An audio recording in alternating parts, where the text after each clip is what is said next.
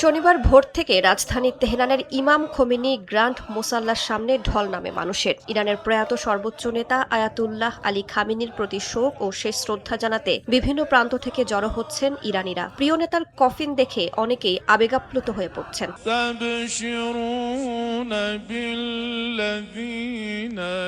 তেহরানের সাধারণ মানুষের জন্য 2 দিনব্যাপী রাষ্ট্রীয় শোকানুষ্ঠানের আয়োজন করা হয়েছে। এ সময় সর্বস্তরের মানুষ আয়াতুল্লাহ আলী খামেনি ও তার পরিবারের প্রয়াত কয়েকজন সদস্যের প্রতি শ্রদ্ধা জানাবেন। ইরান কর্তৃপক্ষ বলছে 3.5 দশক ধরে ইরানের শাসন ক্ষমতায় থাকা আয়াতুল্লাহ খামেনিকে শেষ বিদায় জানাতে শুধু তেহরানেই 1.5 থেকে 2 কোটি মানুষের সমাগম হতে পারে।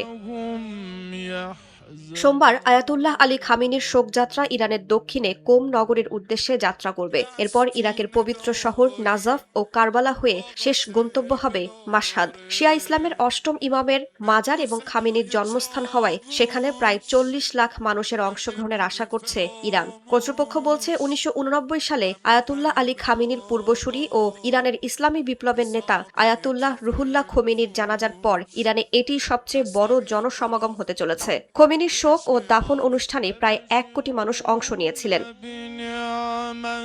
এর আগে শুক্রবার তেহরানের বিশাল প্রার্থনা হলে শায়িত ইরানের প্রয়াত সর্বোচ্চ নেতা আয়াতুল্লাহ খামেনিকে শ্রদ্ধা জানান president Masoud Pezeshkian, parliament speaker Mohammad বাঘের গালিবাফ, পররাষ্ট্রমন্ত্রী আব্বাস আরাকচি সহ শীর্ষ নেতারা। বিশ্বের বিভিন্ন দেশের প্রতিনিধি, ধর্মীয় নেতা এবং ইরানের মিত্রদের পরিবারও শেষ শ্রদ্ধা জানাতে উপস্থিত হন। তবে এবার ইউরোপীয় দেশগুলোকে আমন্ত্রণ জানায়নি তেহরান।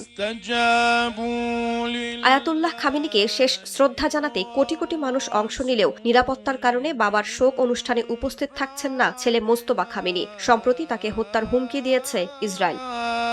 রাইসা জান্নাত, সময় সংবাদ।